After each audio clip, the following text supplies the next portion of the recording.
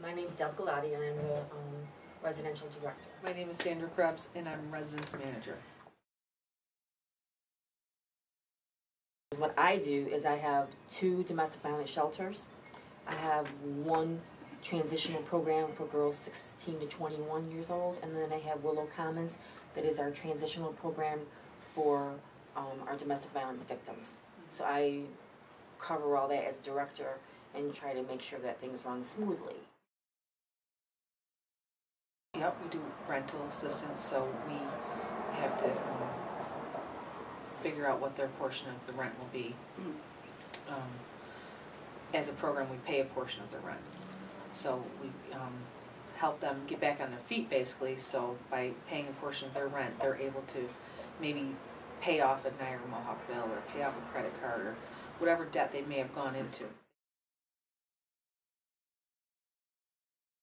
When our residents leave, they had no safe place to go, or they weren't ready to go yet, without some kind of case management.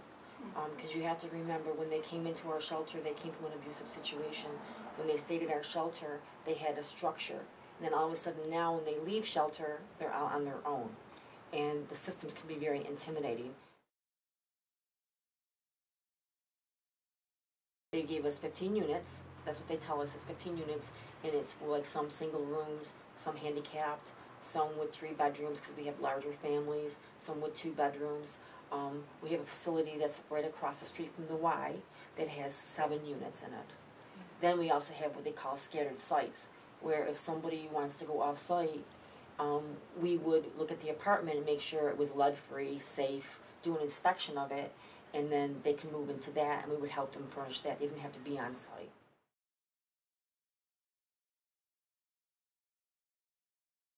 When you see Martin, he was an immigrant. He had no green papers. Department of Social Services won't help you if you don't have all your paperwork and stuff. My name is Martin. I live on the YWCA for 2 years.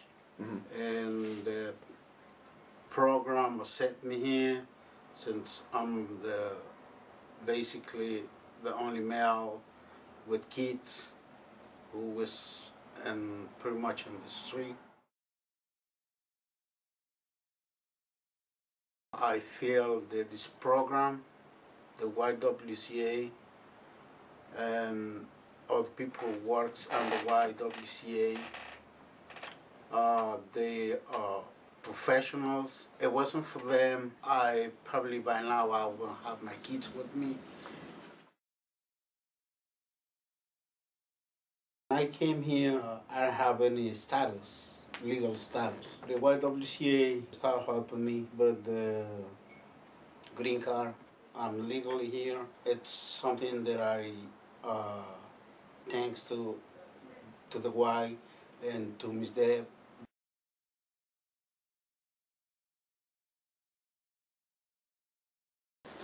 I left from domestic violence home. It was too much mental abuse, physical abuse, financial abuse, emotional abuse. When I came here, I was in the darkness. I was like, what I'm gonna do now? I was always worried about my kids. I was talking to Miss Bernadette, a therapist, and I was telling her about my concerns. She always told me, have hope and wait, everything is gonna be work. Everything is gonna work out for you.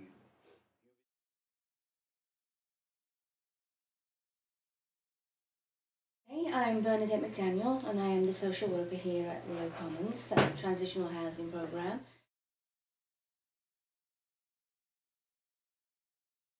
I kind of do lots of different things. I mean, because I am a social worker, but I am typically the primary therapist in the programme. Transitional housing is basically self-explanatory. It's a program that is designed for victims of domestic violence, women and children, where it's kind of a refuge in a sense. It's not a shelter though. I mean, it's important to differentiate between the shelter and the program. The primary objective is to provide the transitional skills that the women and children need, transitioning from the domestic situation that they came from, sometimes homeless, sometimes shelters, whatever, to being pretty much as self-sufficient as possible.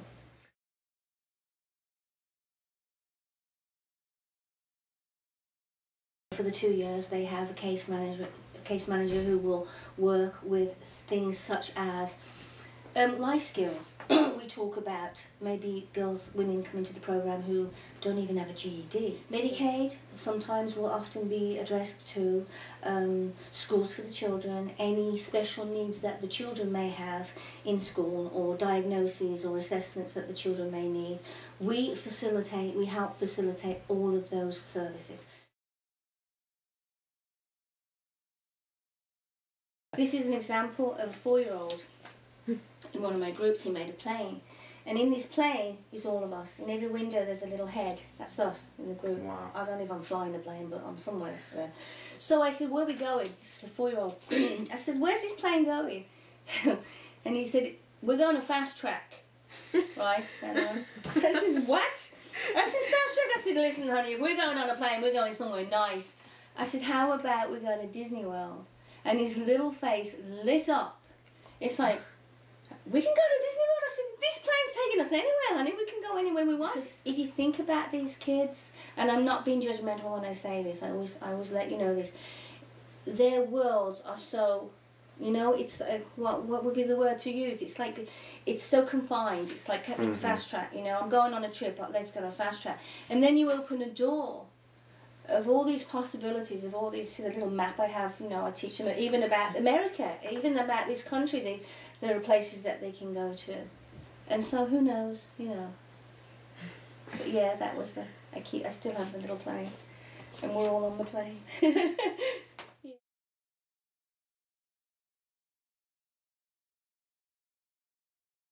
I find that the biggest work that I have, the biggest challenge that I have is to teach these women and men and children that they are of value, that each one of them are precious and have a lot to offer. I'm sorry.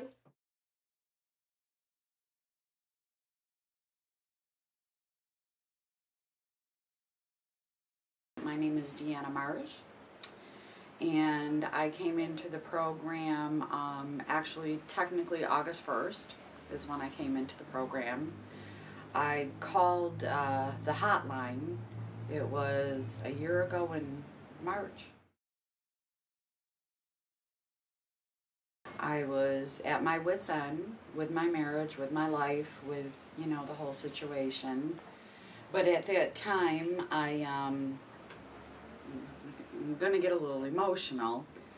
I had a bottle of Hydros right next to me, and I was done.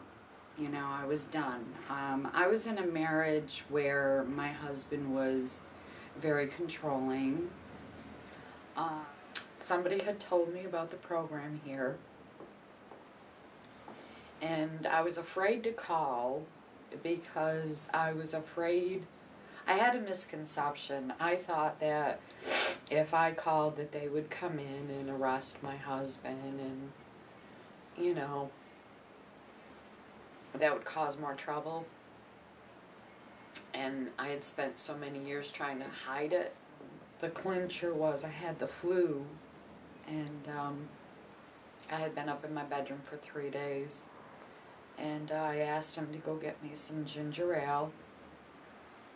And I went downstairs, and he got it. I went downstairs about 3 hours later, and I saw the ginger ale there, and he goes, "Oh yeah, I forgot about your effing ginger ale.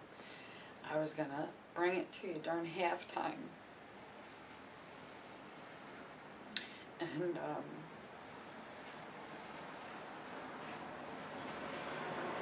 took the ginger ale upstairs, and I had one of my kids help me to open it, since I was just so weak. And that's when I looked at the hydros. And I just said that I can't do this anymore. There has to be something else.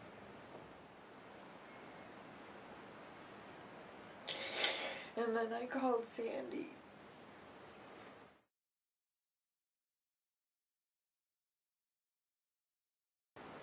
I didn't want to go. I was so scared. So then we came, and then all of a sudden there was this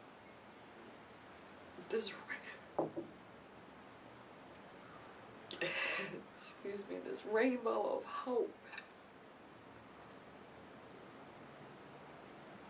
First of all, I was validated as a person, as a human being, that I had worth as a person.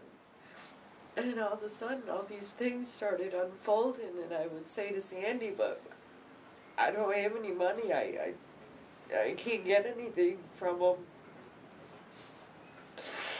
And she says, "Well, don't worry about that. That's what the program's for." I said, "Well, I don't have, you know, like different things." And she, "Don't worry about that. That's what the program's for." And then, of course, I had a lot of emotional and mental issues. And she says, "We have a therapist." I mean, they had absolutely everything that I needed to take that step, to get out.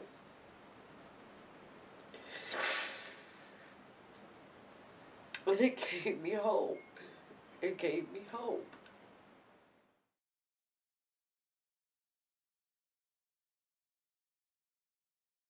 Where would I be without the program? I would have been gone by now.